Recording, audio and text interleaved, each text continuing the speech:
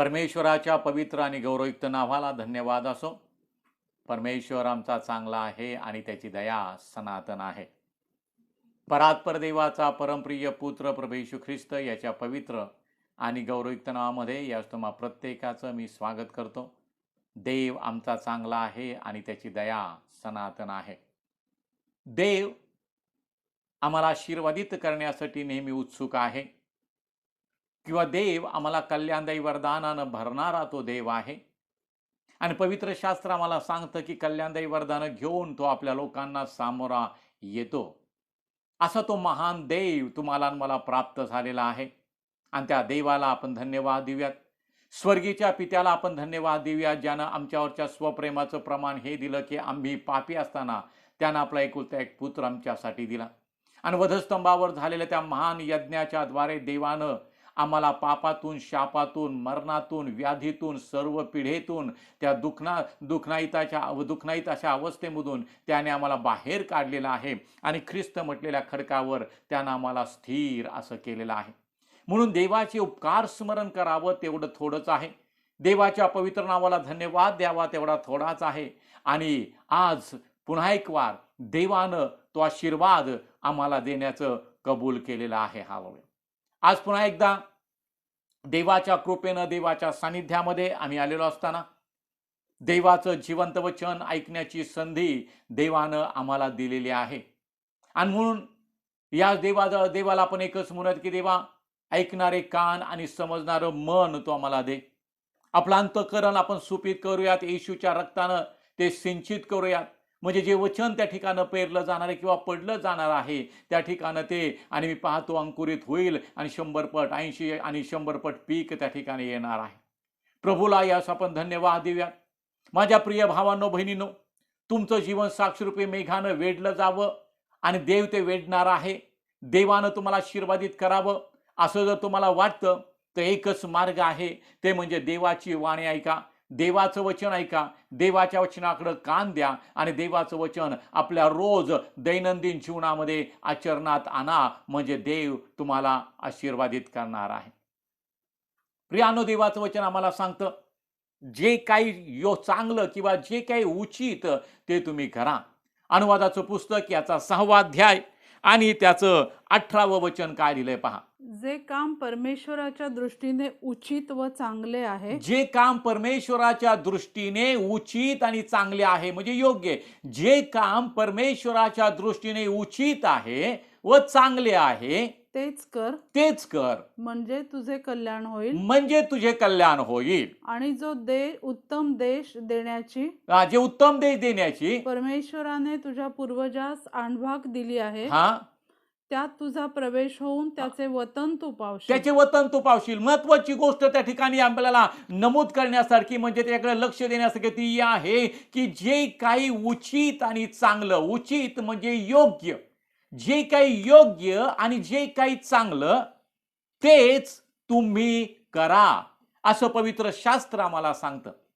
आणि पवित्र शास्त्राप्रमाणे जेव्हा आम्ही करतो प्रियानो, देवाच्या आज्ञेप्रमाणे जेव्हा आम्ही करतो, आम्हाला देवाचे आशीर्वाद मिळाल्याशिवाय राहणार नाही. म्हणून देव या ठिकाणं आपल्या लोकांना, इस्रायल लोकांना सांगत आहे की देव म्हणतो की जे काही उचित आणि चांगलं तेच कर. हालेलुया. मग उचित आणि चांगलं काय आहे? आमचा अभ्यास चालू आहे आज्ञेच्या विषयी, की देव म्हणतो यिर्मयाच्या ग्रंथामध्ये 7वा अध्याय आणि त्याचं 22 वचन काय लिहिलंय पहा त्याच्यामध्ये. 22 आणि 23 दोन्ही वचन वाचा. तुमच्या पूर्वजांस मी मिस्र देशातून बाहेर आणले, तुमच्या पूर्वजास मी मिस्र देशातून बाहेर आणले, त्या दिवशी होम बलींविषयी किंवा यज्ञ बलींविषयी मी त्यास काही सांगितले नाही. पाहतो म्हणतो मी गुलामगिरीतून त्यांना बाहेर आणलं, मी मिस्र देशातून त्यांना बाहेर आणलं, मी फारोच्या दास्यत्वामधून त्यांना बाहेर आणलं. त्या दिवशी होम बलीविषयी किंवा यज्ञ बलीविषयी मी त्यास काही सांगितले नाही व आज्ञा दिली नाही. मग काय दिलेलं आहे देवाचं वचन आम्हाला सांगतो. पुढे काय लिहिलंय पहा. तर मी त्यास एवढीच आज्ञा केली की पहा देवानी आज्ञा काय केलेली आहे. आम्ही आता जबरदस्त 5-1 आठवडे आम्ही पाहतो की देवानी इस्रायल लोकांना काय आज्ञा केलेली आहे. तर एवढीच आज्ञा केली आहे की माझे वचन ऐका, काय आज्ञा आहे?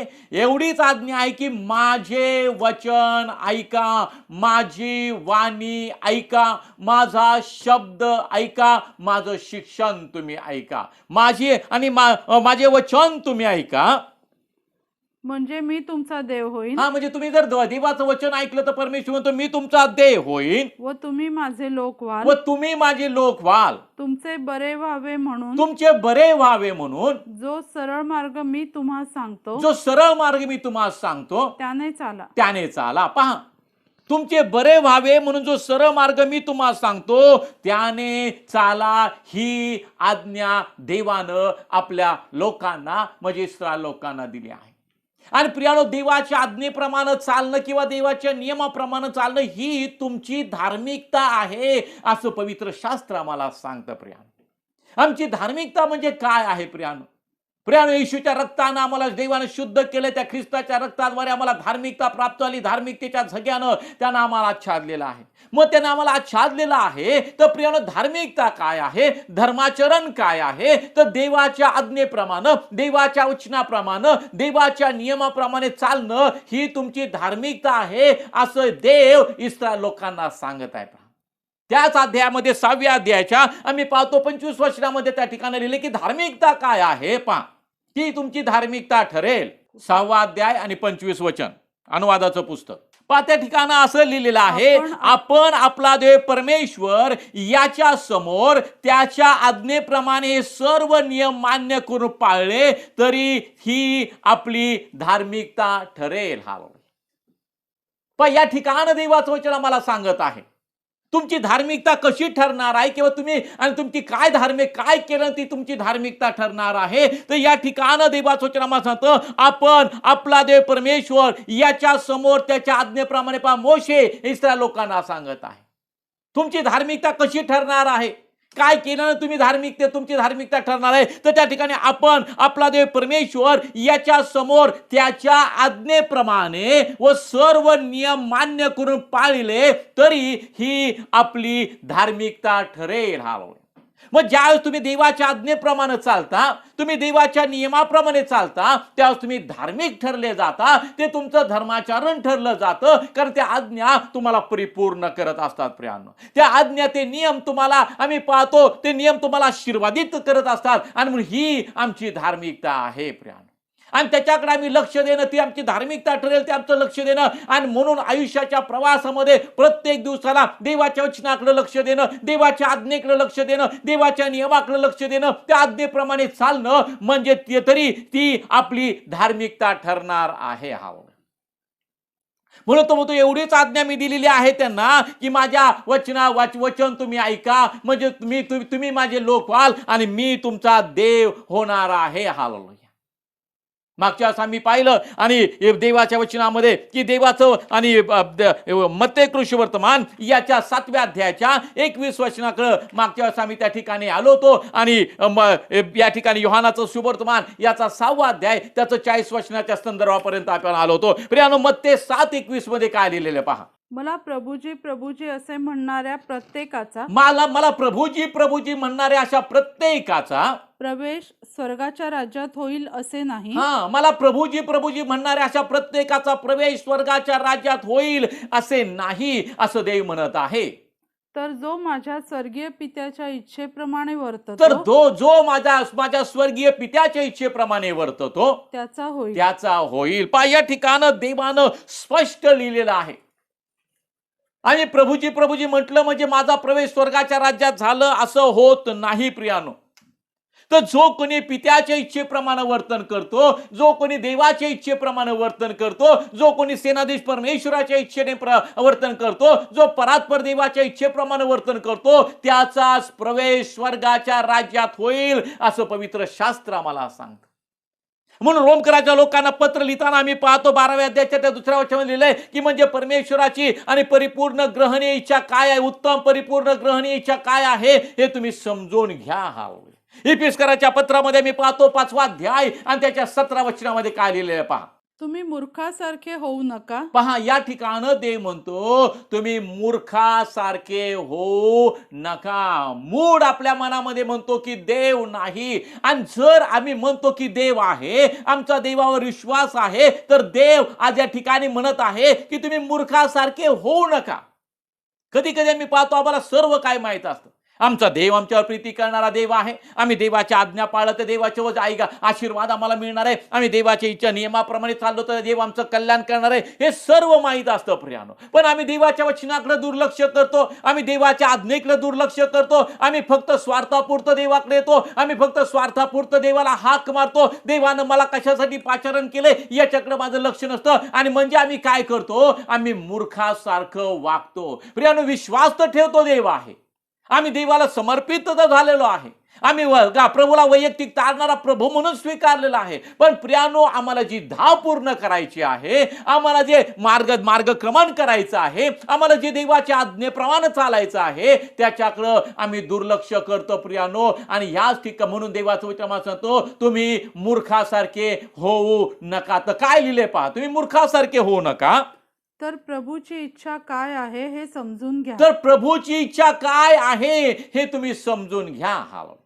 पण देवाची इच्छा मी समजून घेणं गरजेचं आहे. आणि देवाची इच्छा काय आहे की माझं वचन तुम्ही ऐका, मी एवढीच आज्ञा तुम्हाला केली, माझं वचन तुम्ही ऐका, म्हणजे मी तुमचा देव होईल आणि तुम्ही माझे लोक व्हाल. मूर्खासारखं होऊ नका प्रियानो. मूर्खासारखं होणं पुन्हा एकदा सांगतो की आम्हाला सत्य ठाऊक असून आम्ही त्या सत्यामध्ये न चालता आम्ही वचनाकडे दुर्लक्ष करतो, म्हणजे आम्ही मूर्खासारखे वागतो प्रियानो. म्हणून देवाचं वचन सांगतं की तुम्ही मूर्खासारखे होऊ नका, तर देवाची इच्छा काय आहे हे तुम्ही समजून घ्या. आणि मागच्या मी पाहिलं 6व्या अध्यायाच्या योहानाच्या 40व्या वचनामध्ये की कुणाचा नाश व्हावा अशी देवाची इच्छा नाही. तर आता मी पाहणारं देवाचं वचन आम्हाला काय सांगतं, थेसलोनिकराचं पहिलं पत्र याचा 4था अध्याय आणि त्याचं 3रं वचन. देवाची इच्छा काय आहे पहा. देवाची इच्छा ही आहे की देवाची इच्छा ही आहे की तुमचे पवित्रीकरण व्हावे, तुमचे पवित्रीकरण व्हावे, तुम्ही जार कर्मापासून स्वतःच दूर राखावे. तुम्ही जार कर्मापासून स्वतःच दूर राखावे. हालेलुया. पाहतो प्रभू म्हणतो, प्रभू येशू ख्रिस्त म्हणतो की मला प्रभूजी प्रभूजी म्हणणाऱ्या प्रत्येकाचा प्रवेश स्वर्गाच्या राज्यात होईलच असे नाही, तर जो कोणी माझ्या पित्याच्या इच्छेप्रमाणे वर्तन करेल त्याचा प्रवेश होणार आहे. आणि या ठिकाणी मी पाहतो की तुमचं पवित्रीकरण व्हावं अशी देवाची इच्छा आहे तुमचं, आणि तुम्ही जार कर्मापासून दूर राहावं अशी देवाची इच्छा आहे. तुम्ही मूर्खासारखे होऊ नये अशी देवाची इच्छा आहे. पवित्रीकरणाची प्रक्रिया मी मागे तुम्हाला सांगितलं की रोज ती प्रोसेस चालू असते, आणि रोज आम्हाला त्याच्यामधून चालायचं आहे. वचन रूपी जलस्नानानं त्यानं आपल्या वधूला शुद्ध केले. देवाचं वचन आम्हाला सांगतं, म्हणजे रोज आम्ही त्या वचनाद्वारे स्वतःला शुद्ध करून घेणं गरजेचं आहे. रोज येशूच्या रक्ताखाली आम्ही येऊन आम्हाला स्वतःला शुद्ध करून घेणं गरजेचं आहे. रोज आम्ही ते वचन ऐकावं, आम्ही ते माझं वचन ऐका ही देवाची आज्ञा आहे. म्हणजे ते वचन ऐकणं म्हणजे काय होणार आहे प्रियानो, तुमचा देवावरचा विश्वास वाढणार आहे, त्या वचनाच्या द्वारे तुमची शुद्धीकरण होणार आहे, त्या वचनाच्या द्वारे तुम्ही पवित्र ठरले जाणार आहात, त्या वचनाचं आचरण केल्यानंतर तुम्हाला देवाचे आशीर्वाद मिळणार आहेत. आणि म्हणून बायबल सांगतं तुमचं पवित्रीकरण व्हावं, वचनाच्या द्वारे व्हावं, येशूच्या रक्ताच्या द्वारे व्हावं, देवाच्या आज्ञा पाळून ते व्हावं, देवाचे नियम पाळून ते व्हावं. पवित्रीकरण तुमचं होणं गरजेचं आहे. पावित्र्याची परिपूर्ती करा. देवाचं वचन आम्हाला सांगतं पावित्र्याची परिपूर्ती त्या गोष्टीच्या मागे आम्ही लागावं प्रियानो, आम्ही प्रभूच्या मागे लागावं, आम्ही देवाच्या वचनाच्या मागे लागावं. तुमचं पवित्रीकरण व्हावं ही देवाची इच्छा आहे. हालेलुया. आणि आज आपण त्या पवित्रीकरणाच्या मागे लागणं गरजेचं आहे. आज त्या पवित्रीकरणाच्या प्रोसेसमध्ये आम्ही स्वतःला आणि त्या प्रक्रियेमध्ये आम्ही स्वतःला झोकून देणं गरजेचं आहे. आम्ही त्या वचनाच्या द्वारे स्वतःला शुद्ध करणं गरजेचं आहे. रोज ते वचन आम्ही ऐकावं, रोज त्याच्यावर मनन करावं, रोज त्याच्यामध्ये त्या वचनाप्रमाणे आपण चालावं प्रियानो, म्हणजे आमचं पवित्रीकरण होणार आहे. तुमचं पवित्रीकरण व्हावं आणि जार कर्मापासून तुम्ही दूर राहावे. बरोबर आहे. जार कर्मापासून तुम्ही दूर राहा, दैहिकतेपासून तुम्ही दूर राहा, वाईटापासून तुम्ही दूर राहा, सर्व प्रकारच्या वासना विचारांपासून तुम्ही दूर राहा, म्हणजे देवाचे आशीर्वाद तुम्हाला मिळणार आहेत. देवाची उत्तम परिपूर्ण आणि ग्रहणीय इच्छा ती आहे. प्रियानो, मूर्खासारखं होऊ नका. प्रभूचं वचन तुम्ही समजून घ्या, देवाची इच्छा तुम्ही समजून घ्या, देवाचे आशीर्वाद तुम्हाला मिळणार आहेत. त्यात आम्ही पाहतो 1 थेसलोनी 5:18, सर्व स्थितीत उपकार स्मरण करा, सर्व स्थितीत उपकार स्मरण करा, कारण तुम्हाविषयी ख्रिस्त येशूमध्ये देवाची इच्छा हीच आहे. ख्रिस्त येशूमध्ये देवाची इच्छा हीच आहे. काय म्हटलेलं आहे की तू प्रभूचा उपकार, परत एकदा वाचा ते वचन. सर्व स्थितीत उपकार सर्व स्थितीमध्ये काय करा? परमेश्वराचं उपकार स्मरण करा. परिस्थिती काय आहे त्या परिस्थितीकडे पाहू नका. जो देव तुम्हाला परिस्थितीमधून बाहेर काढणार आहे, जो देव तुम्हाला त्याची समक्षता देणार आहे, आम्ही पाहतो त्या देवाकडे आम्ही पाहणं गरजेचं आहे. सर्व स्थितीमध्ये परमेश्वराचं उपकार स्मरण करा, बायबल आम्हाला सांगतं. आणि मी पाहतो ही देवपित्याची, ख्रिस्त येशूमध्ये देवपित्याची इच्छा आहे. परमेश्वराचं उपकार स्मरण करावं, परमेश्वराच्या नावाला धन्यवाद द्यावा. सर्व स्थितीमध्ये आम्ही हेच म्हणावं, परमेश्वरा तू चांगला आहे आणि तुझी दया सनातन आहे. हालेलुया. आज्ञा पाळणं गरजेचं आहे प्रियानो. त्या गोष्टीकडे आम्ही लक्ष देणं गरजेचं आहे.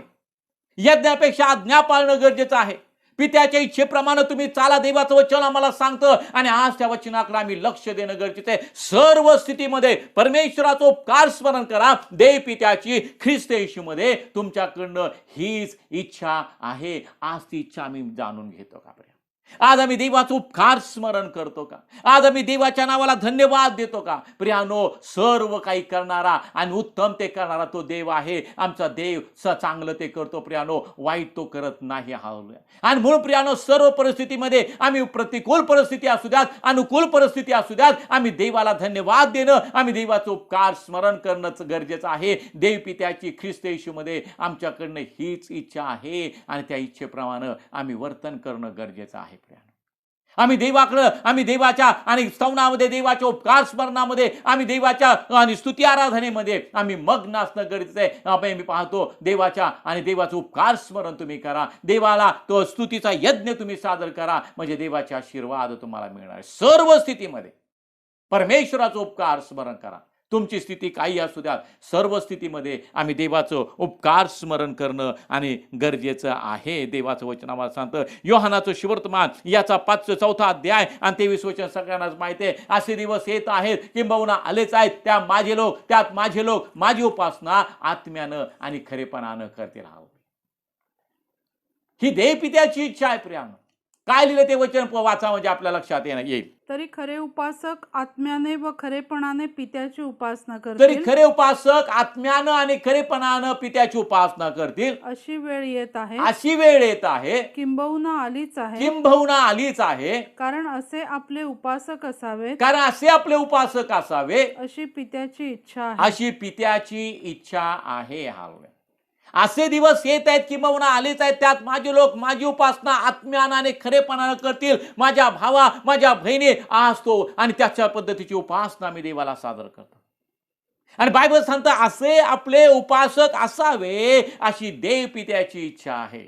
कशी असावेत? तर ते आत्म्यानं आणि खरेपणानं देवाची उपासना करतील, आत्म्यानं आणि खरेपणानं देवाची आराधना करतील. असे दिवस येत आहेत, किंबहुना आलेच आहेत, असं देवाचं वचन आम्हाला सांगतं. भावांनो, बहिणी, आणि देवाच्या इच्छेप्रमाणे आम्ही तशी उपासना करणारे लोक ठरावे. आम्ही त्या पद्धतीने देवाची उपासना करावी, अशी देवाची इच्छा आहे. प्रियानो, देवाची उत्तम, ग्रहणीय आणि परिपूर्ण इच्छा काय आहे ते आम्ही समजून घेणं गरजेचं आहे. जर तुम्हाला स्वर्गाच्या राज्यामध्ये तुमचा प्रवेश व्हावा असं जर वाटतं, तर केवळ प्रभूजी म्हणणं उपयोगाचं नाही. प्रियानो, देवाची इच्छा आम्ही समजून घ्यावी, सुभक्ती आम्ही देवाला सादर करावी, अंतःकरणाच्या गाभ्यातून आम्ही देवाला धन्यवाद द्यावा, देवाच्या पवित्र आत्म्याला भरून आम्ही देवाची उपासना करावी. ही देव पित्याची इच्छा आहे. हालेलुया. आम्ही पाहतो कलसेकराचं पत्र याचा 1 अध्याय आणि त्याचं 9 वचन. यावरून आम्हीही ते ऐकल्या दिवसापासून तुम्हासाठी प्रार्थना व विनंती केल्याशिवाय राहत नाही. तुम्हासाठी प्रार्थना आणि विनंती केल्याशिवाय राहत नाही. ती अशी की सर्व आध्यात्मिक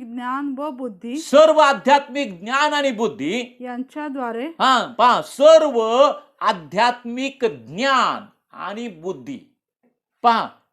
सर्व आध्यात्मिक ज्ञान आम्हाला हवंय, ती बुद्धी देवानं आम्हाला द्यावी देणं गरजेचं आहे. सर्व आध्यात्मिक ज्ञानानं आम्ही भरावं, ती बुद्धी देवाने आम्हाला द्यावी, अशी देवाची आमची देवाजवळ आम्ही प्रार्थना करणं गरजेचं आहे. सर्व आध्यात्मिक ज्ञान प्रियानो, आत्मिक ज्ञानानं आम्ही भरावं प्रियानो. आज देवाजवळ आम्ही हीच प्रार्थना करायची, देवा तुझ्या वचनानं मला भर, तुझ्या आत्मिक ज्ञानानं मला भर, मला बुद्धी तू दे, मला ज्ञानाची उक्ती दे, मला बुद्धीची उक्ती तू दे. हालेलुया. आध्यात्मिक ज्ञानानं आणि बुद्धीनं यांच्याद्वारे तुम्ही त्याच्या इच्छेसंबंधी ज्ञानाने भरावे. हालेलुया. तुम्ही ज्ञानानं भरा.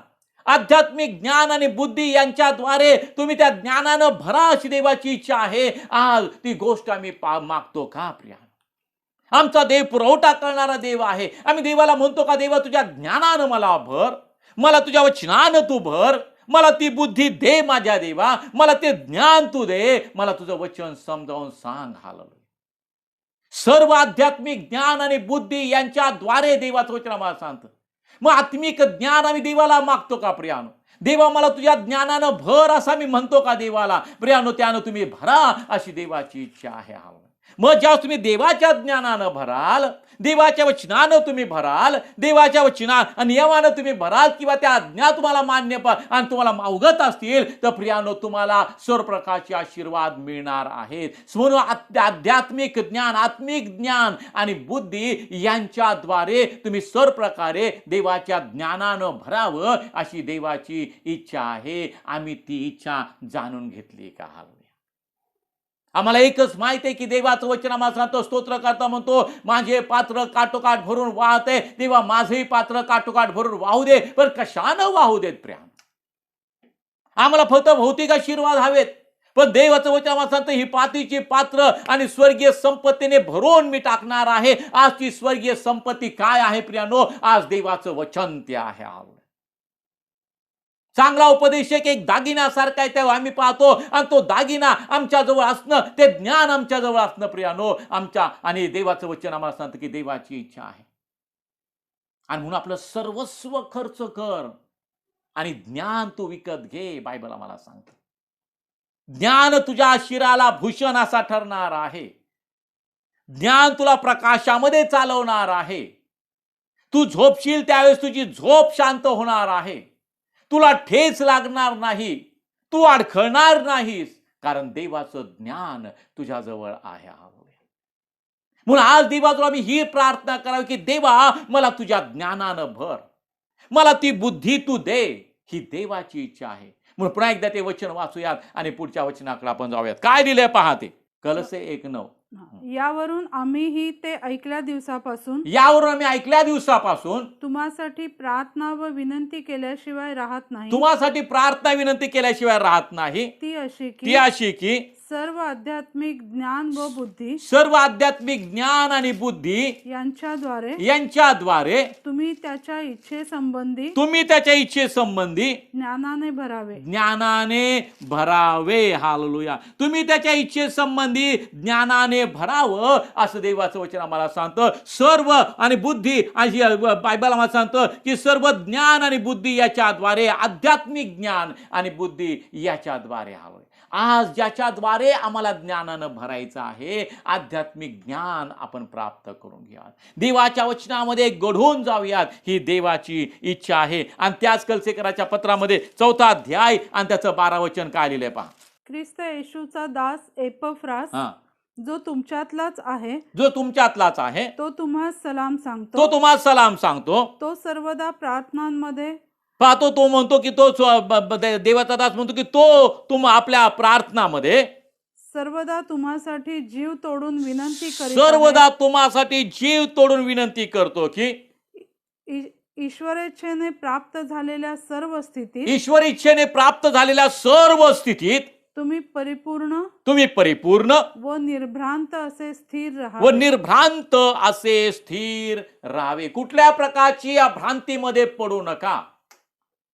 तो प्रार्थना अतिशय सुंदर करत आहे. बायबल सांगतं, ख्रिस्त येशूचा दास एपफ्रास, जो तुमच्यातलाच आहे, तो तुम्हाला सलाम सांगतो.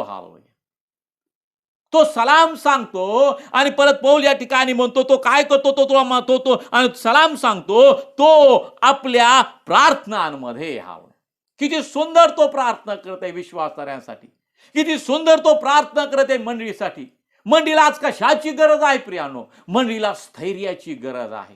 आज मंडळीला कशाची गरज आहे प्रियानो? निर्भ्रांत असं अवस्थेमध्ये असणं गरजेचं आहे. आज आम्ही पाहतो मंडळामध्ये आणि जगामध्ये मंडळांवर हल्ला होत असताना प्रियानो, स्थिरता नाही, निर्भ्रांतपणा नाही, भ्रांतिमय झालेले आहेत आणि नको त्या पद्धतीने त्या गोष्टीला सामोरे ते जात आहेत, नको त्या गोष्टीने आणि त्या गोष्टीला ते आणि प्रतिक्रिया किंवा आम्ही पाहतो त्याला विरोध करत आहेत. कारण आम्ही पाहतो ज्ञान नाही, स्थैर्य नाही.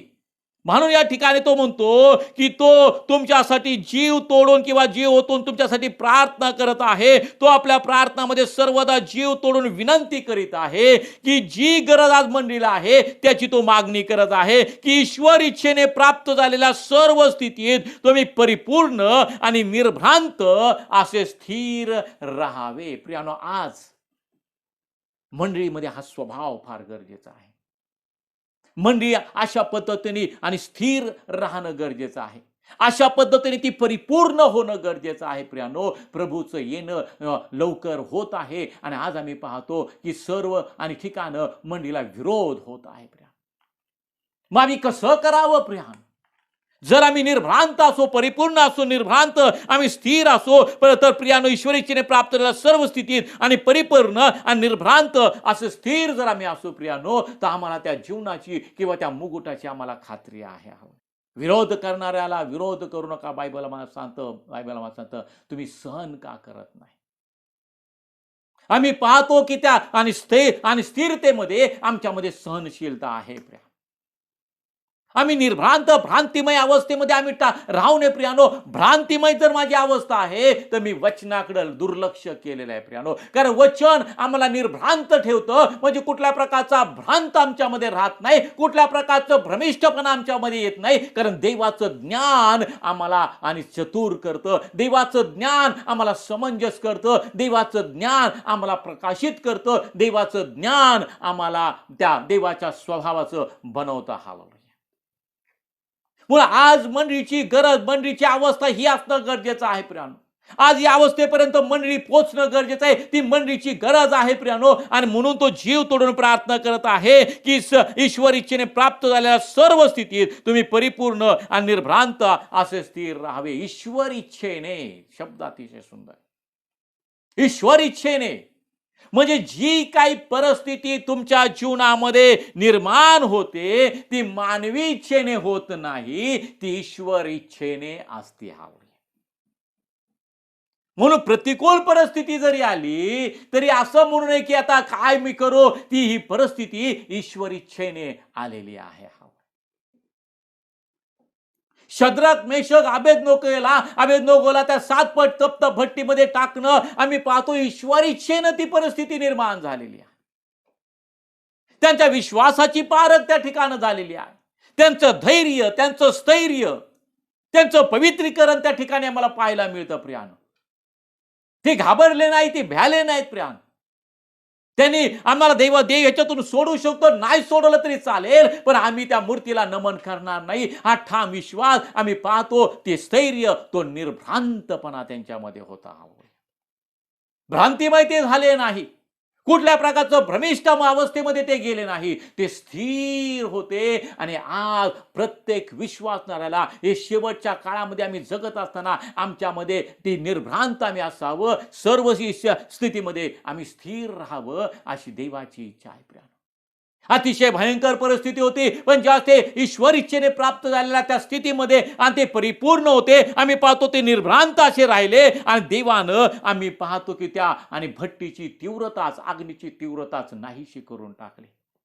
पहा, प्रभूमध्ये जेव्हा आम्ही स्थिर राहतो, आम्ही निर्भ्रांत राहतो, आमची परिस्थिती, प्रतिकूल परिस्थिती बदलून जाते.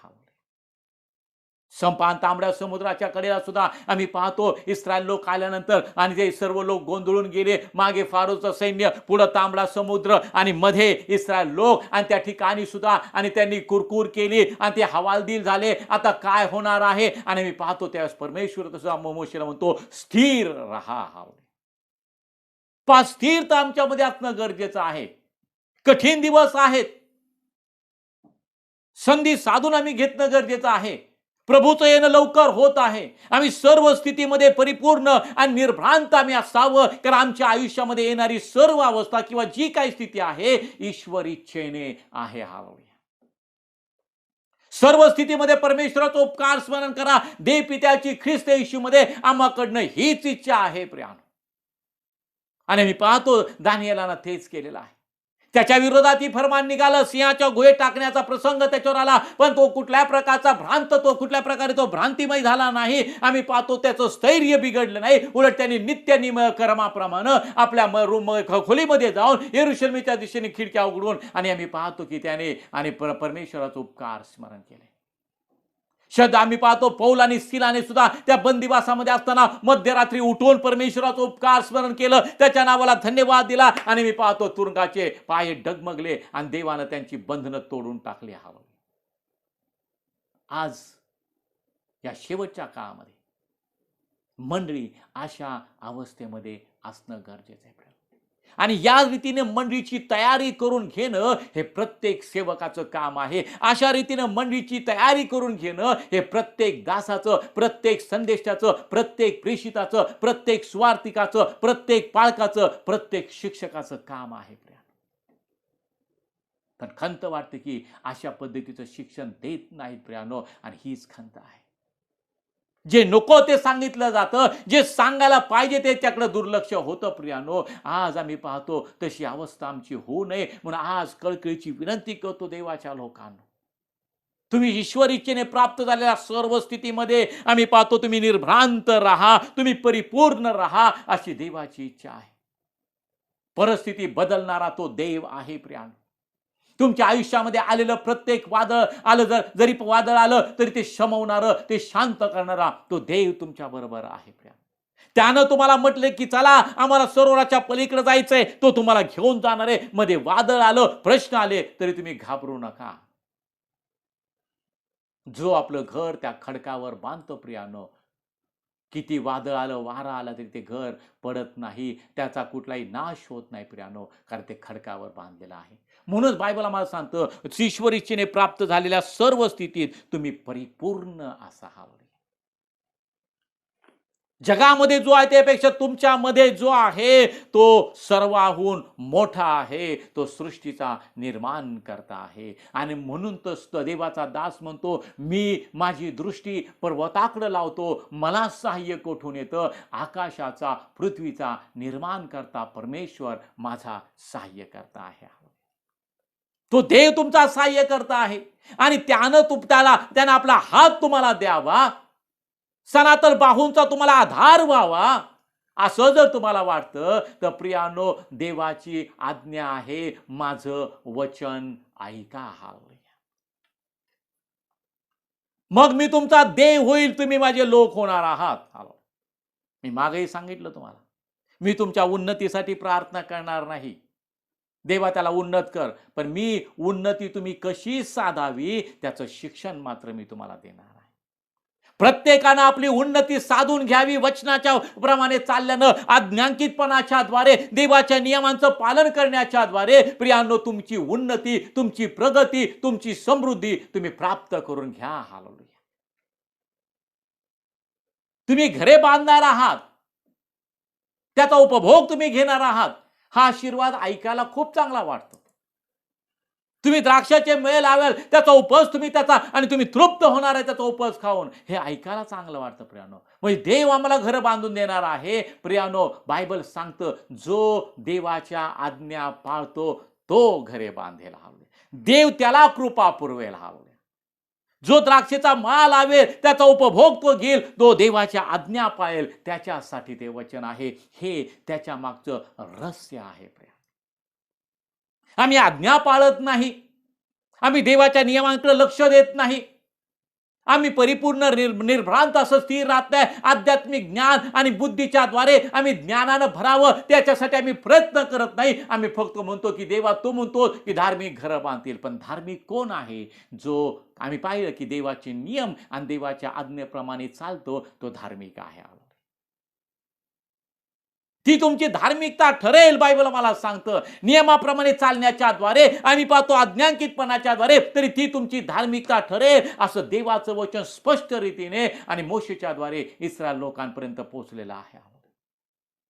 म्हणून आमच्या आयुष्यामध्ये येणारे सर्व चढ उतारामध्ये तुमचा देव तुमच्याबरोबर असणार आहे. प्रत्येक वळणावर देव तुमच्याबरोबर असणार आहे. प्रत्येक पावलागणिक देव तुमच्याबरोबर असणार आहे. युगाच्या समाप्तीपर्यंत देव तुमच्याबरोबर असणार आहे. पण सर्व स्थितीमध्ये तुम्ही परिपूर्ण आणि निर्भ्रांत असं स्थिर राहावे अशी देवाची इच्छा आहे.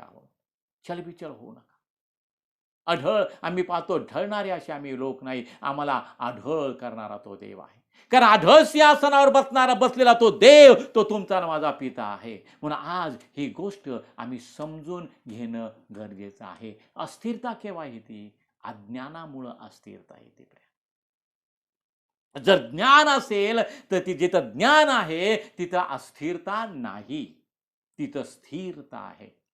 म्हणून तर देवाची इच्छा आहे की आम्ही ज्ञानानं भरावं. म्हणून तर देवाची आज्ञा आहे की माझं वचन तुम्ही ऐका म्हणजे मी तुमचा देव होईल. आज किती लोक प्रामाणिकपणे सांगा की देवाजवळ हे म्हणत आहेत की देवा मला बाकीचं काही नाही दिलं तरी चालेल, मला आध्यात्मिक ज्ञान आणि बुद्धी याच्याद्वारे मला तुझ्या ज्ञानानं भर. मला तुझ्या ज्ञानानं भर माझ्या पित्या. किती लोक आज प्रार्थना करतात. आणि या ठिकाणी सुद्धा हा एपफ्रास आम्ही पाहतो मंडळींसाठी प्रार्थना करत आहे. आपल्या ख्रिस्तातील बंधूंसाठी प्रार्थना करत आहे की त्यांनी काय असावं. जीव तोडून विनंती करत आहे की ईश्वर इच्छेने प्राप्त झालेल्या सर्व स्थितीत तुम्ही परिपूर्ण आणि निर्भ्रांत असे स्थिर राहावे. परिस्थिती कुठली कशी येईल आम्हाला माहित नाही, पण जी येईल ती ईश्वर इच्छेने असणार आहे.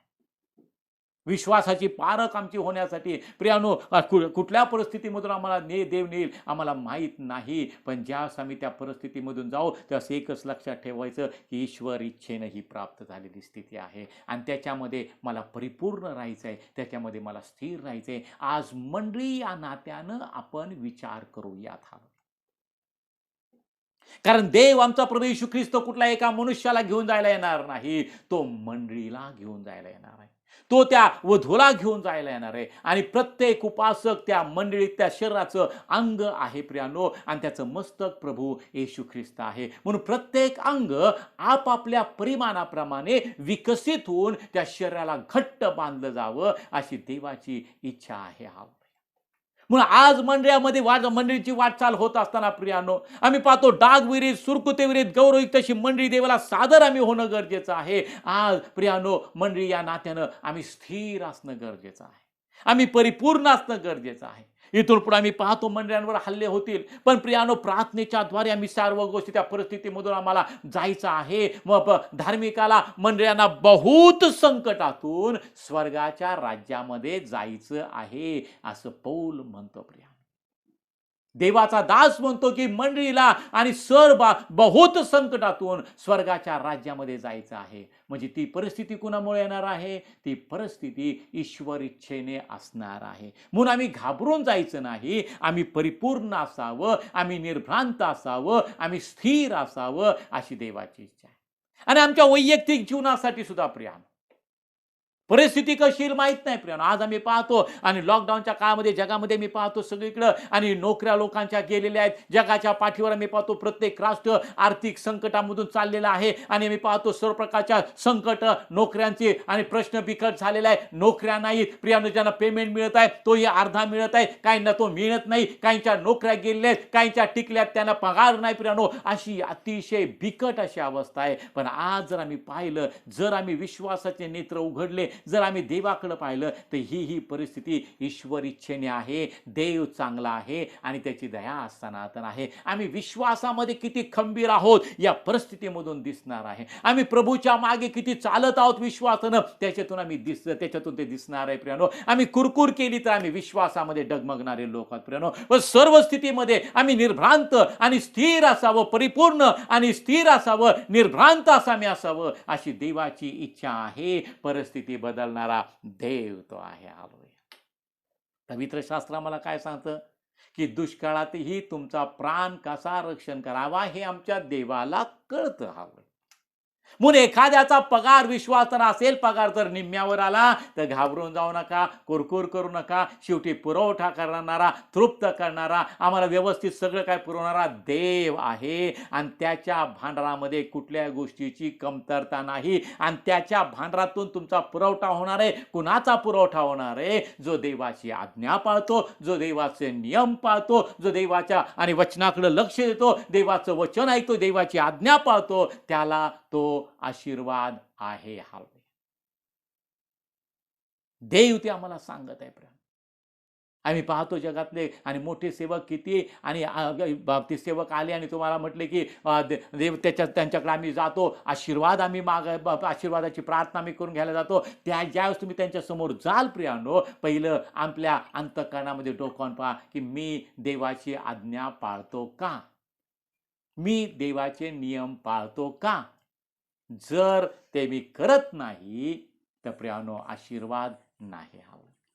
म्हणून मंडळी या शेवटच्या काळामध्ये जगत असताना मंडळीनो लक्ष देऊन ऐका, तुम्ही सर्व स्थितीमध्ये परिपूर्ण आणि आम्ही पाहतो निर्भ्रांत असं स्थिर राहा, असं देवाचं वचन आम्हाला सांगतं. आज जगामध्ये परिस्थिती डगमगणारी आहे, आम्हाला चलबिचल करणारी आहे, पण विश्वासणारा कधी चलबिचल होत नाही, अस्थिर तो होत नाही, तो कधी ढळत नाही. मी तुला ढळू देणार नाही असं देवाचं वचन आम्हाला सांगतं. आणि कुणाला न ढळण्याचा अनुभव जर पाहिजे की मी ढळणार नाही, आढळ मी आहे, ती व्यक्ती आढळ आहे जी आध्यात्मिक ज्ञान आणि बुद्धी यांच्याद्वारे देवाच्या ज्ञानानं भरलेली आहे. आढळ ती व्यक्ती आहे जी देवाच्या आज्ञेप्रमाणे देवाचं वचन ऐकून त्या वचनाप्रमाणे आचरण करणार आहे. आढळ ती व्यक्ती आहे की जे आपलं सर्वस्व देवाला समर्पित करून प्रभूच्या मागे चालले आहे.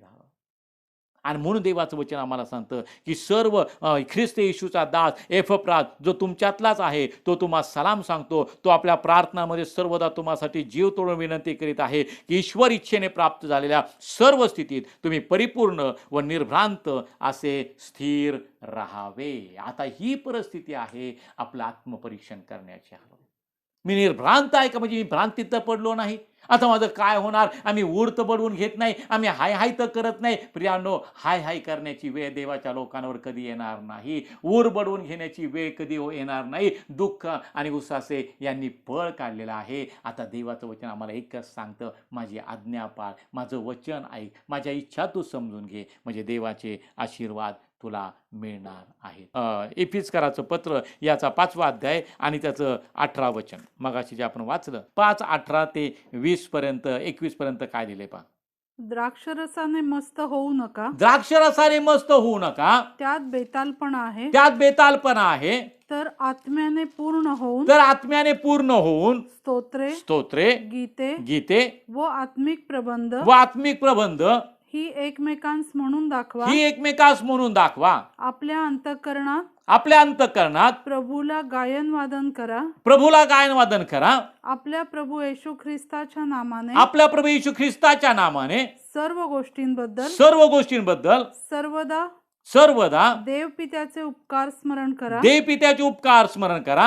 ख्रिस्ताचे भय बाळगून एकमेकांच्या अधीन असा. पहा, या आठवड्याचं वचन आहे इफिसकराचं पत्र याचा 5वा अध्याय त्याचं 21 वचन. ख्रिस्ताचे भय बाळगून एकमेकांच्या अधीन असा. हालेलुया. मंडळी, मगाशी मी तुम्हाला सांगितलं, मंडळीचं ते काम आहे निर्भ्रांत असणं, स्थिर असणं, परिपूर्ण असणं प्रियानो. आणि मंडळी म्हणून या ठिकाणी बायबल म्हणतं, ख्रिस्ताचे भय बाळगून एकमेकांच्या अधीन तुम्ही राहा. काय लिहिलं 18 वचन, तुम्ही मूर्खासारखे होऊ नका, तर प्रभूची इच्छा काय आहे हे समजून घ्या. सुरुवातीला आम्ही पाहिलं ते वचन. त्यानंतर मी पाहतो द्राक्षरसाने मस्त होऊ नका, आम्ही पाहतो जार कर्मापासून दूर राहा, दैहिकतेपासून दूर राहा, वासनांपासून दूर राहा. द्राक्षरसाने मस्त होऊ नका, त्यात बेतालपणा आहे, तर आत्म्याने परिपूर्ण व्हा. देवाचं वचन आम्हाला सांगतं, आत्म्यानं परिपूर्ण व्हा.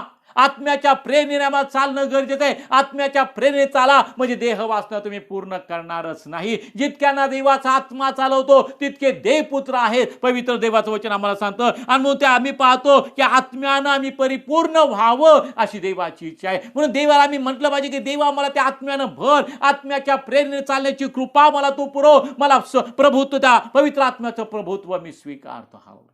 त्यानंतर मी पाहतो स्तोत्रे, गीते, आत्मिक प्रबंध ही एकमेकास म्हणून दाखवा. आपल्या अंतःकरणात प्रभूला गायन वादन करा, खेद करू नका, कुरकुर करू नका, आता माझं कसं होईल या विवंचनेमध्ये राहू नका. देव तुमची काळजी घेणारा देव आहे. देवाची इच्छा फक्त हीच आहे की तुम्ही अंतःकरणात प्रभूला गायन वादन करा. आपला प्रभू येशू ख्रिस्ताच्या नामाने सर्व गोष्टीबद्दल सर्वदा देवपित्याचे उपकार स्मरण करा. सर्व गोष्टीबद्दल देवपित्याचे उपकार स्मरण करा. ख्रिस्ताचे भय बाळगून एकमेकांच्या अधीन असा ही देवाची इच्छा आहे.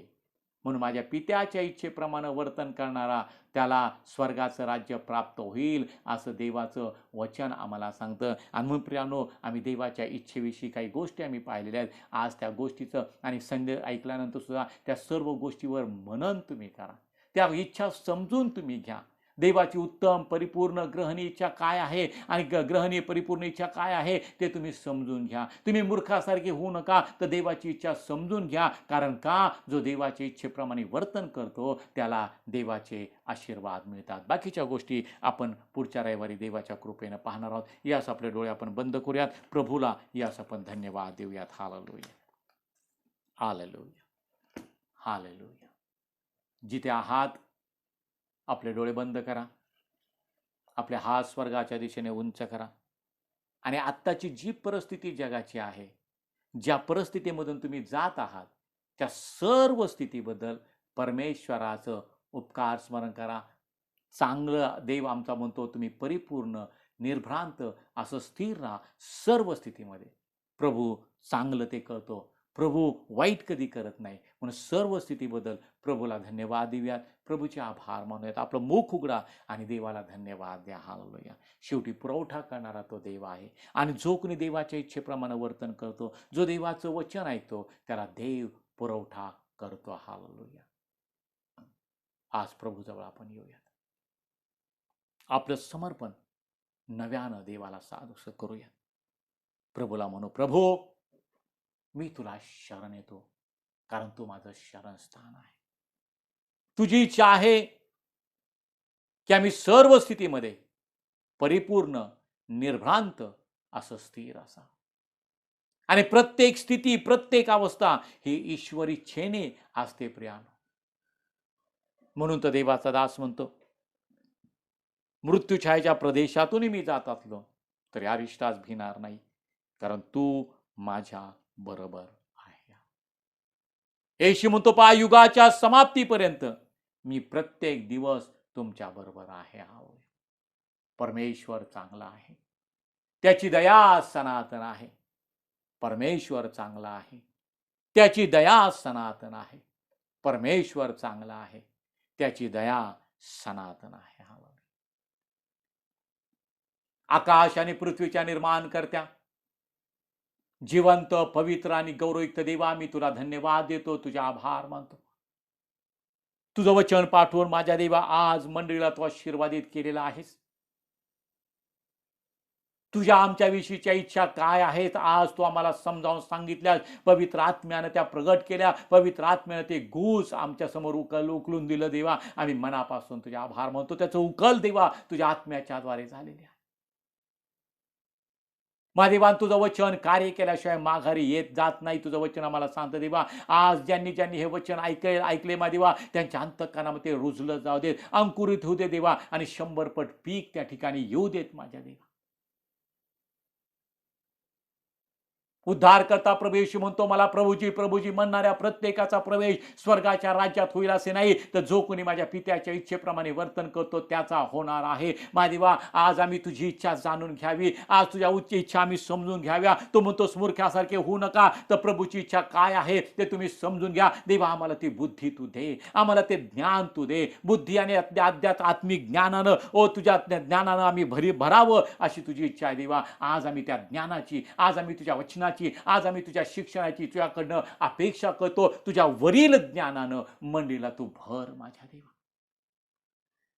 ज्या तुझ्या वरील ज्ञानानं मंडळी भरेल देवा, ती परिपूर्ण, निर्भ्रांत आणि स्थिर असणारे ईश्वर इच्छेने असा प्राप्त झालेल्या सर्व स्थितीमध्ये. जगाची परिस्थिती भयंकर आहे माझी देवा, पण आमची परिस्थिती ही आहे की देवाची अनुकूलता आम्हाला प्राप्त झालेली आहे. आम्ही आभार मानतो तुझ्या अनुकूलतेबद्दल देवा, आणि तुझा दास म्हणतो की जर देव मला अनुकूल आहे तर मला प्रतिकूल काय असणार आहे. जगाची परिस्थिती आम्हाला प्रतिकूल असणार नाही, कारण देव आम्हाला अनुकूल आहे. पित्या आभार मानतो. आज आम्ही एकच प्रार्थना करतो देवा, आम्ही तुझं वचन ऐकावं, ही जी तुझी आज्ञा आहे त्या आज्ञेचं आम्ही पालन करावं माझ्या, त्या आज्ञेचा, त्या वचनाचं आम्ही मनन करावं माझ्या देवा. त्याच्यामध्ये आम्ही रमावं, अहोरात्र त्याचं मनन करावं, जे काय तू सांगितलंय त्याचं ते वचन आम्ही आचरणात आणावं, अशी कृपा तू आम्हाला पुरव माझ्या. तुझं वचन आमच्या हाडांना सत्व आहे, तुझं वचन आमच्या देहाला आरोग्य आहे, तुझं वचन आम्हाला यशप्राप्तीचा मार्ग आहे, तुझं वचन आम्हाला सुखाचा मार्ग आहे, तुझं वचन आम्हाला सौख्य देणारं आहे माझ्या देवा. तुझं वचन आम्हाला स्थिर करणारं आहे, तुझं वचन आम्हाला निर्भ्रांत करणारं आहे, तुझं वचन आम्हाला सर्व स्थितीमध्ये तुझ्या समक्षतेमध्ये ठेवणार आहे.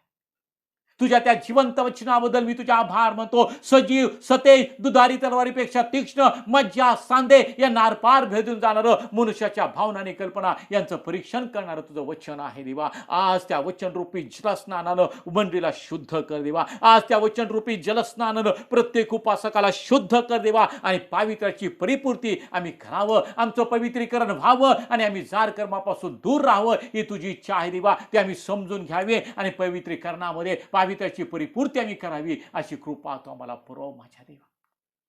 प्रत्येकाचा आत्मा, जीव आणि शरीर तुझ्या स्वाधीन करतो देवा, आणि देव जो पिता, देव जो पुत्र, देव जो पवित्र आत्मा, या त्रैक्यामध्ये सर्व आशीर्वाद या ठिकाणातून मी जाहीर करतो देवा. प्रत्येकाला त्या आशीर्वाद तू दिलेस माझ्या देवा. मी मनापासून तुझे आभार मानतो. जे आजारी आहेत माझ्या देवा, येशूच्या नावामध्ये माझ्या देवा, ओ त्यांचं दुखणं, त्यांचा आजार, त्यांचे सर्व व्याधी त्यांच्या देहातून निघून जाऊ दे देवा. येशूला बसलेल्या माराच्या वाळानं तो आम्हाला आरोग्य दिलेला आहेस माझ्या देवा. येशू ख्रिस्ताच्या नावातलं पूर्ण आरोग्य, जे दुःखनाईत आहेत माझ्या देवा, कोविड-19 या आजारानं दुःखनाईत आहे देवा, त्या प्रत्येकासाठी मी जाहीर करतो देवा, सर्व तो व्हायरस येशूच्या नावाने त्यांच्या देहातून निघून जाऊ देत माझ्या देवा.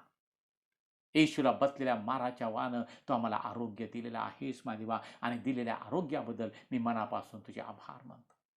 प्रत्येकाचा आत्मा, जीव, शरीर तुझ्या स्वाधीन करतो देवा, आणि त्यांना ख्रिस्त येशूची शांती आणि आशीर्वाद या ठिकाणातून मी जाहीर करतो. ज्यांचे वाढदिवस मागच्या आठवड्यात झाले, अशा प्रत्येकाची मी आठवण करतो देवा. प्रत्येक लहान थोराची, लेकराची मी आठवण करतो देवा. इथपर्यंत त्यांचा प्रवास तो आशीर्वादित केला, सर्व गौरव मी तुला देतो देवा. जे नवीन वर्ष तुझ्या कृपेने त्यांना प्राप्त झालंय, हे नवीन वर्ष माझ्या देवा त्यांच्यासाठी अधिक मोठ्या आशीर्वादाचं कारण ठरू दे देवा. कल्याणदायी वरदानं घेऊन त्यांना सामोरं ये देवा. उत्तम पदार्थांनी त्यांना तृप्त कर. प्रत्येक पात्र तुझ्या दैवी संपत्तीनं काठोकाठ भरून वाहू देत माझ्या देवा, आणि तुझ्याच नावाचं गौरव होऊ देत माझ्या देवा. अशी अनेक वर्ष येशूच्या नावामध्ये त्यांच्या आयुष्याला जोडली जाऊ दे. दीर्घायुष्य त्यांना तू दे, वयोवृद्धी त्यांना तू दे, कल्याणदायी वरदान त्यांना प्राप्त होऊ दे, तुझं गौरव होऊ दे देवा. प्रत्येकाचा आत्मा, जीव आणि शरीर तुझ्या स्वाधीन करतो देवा, आणि देव जो पिता, देव जो पुत्र, देव जो पवित्र आत्मा, या त्रैक्यामध्ये सर्व आशीर्वाद त्यांच्यासाठी जाहीर करत, पुन्हा एकदा दिलेल्या अभिवचनाबद्दल किंवा तू दिलेल्या तुझ्या ज्ञानाबद्दल, वचनाबद्दल, शिक्षणाबद्दल मनापासून तुझे आभार मानत प्रार्थना ख्रिस्त येशूच्या नावामध्ये तुला सादर करतो पित्या, म्हणून तू ऐक. आमेन, आमेन. आता सर्व समर्थ देवाची प्रीती, प्रभू येशू ख्रिस्ताची कृपा आणि पवित्र आत्म्याची सहभागिता तुम्हा प्रत्येकाबरोबर, जगातील सर्व त्याच्या प्रिय जनांबरोबर आत्ता आणि सदा सर्व काळ असो. आमेन, आमेन. प्रभूची शांती तुमच्याबरोबर असो.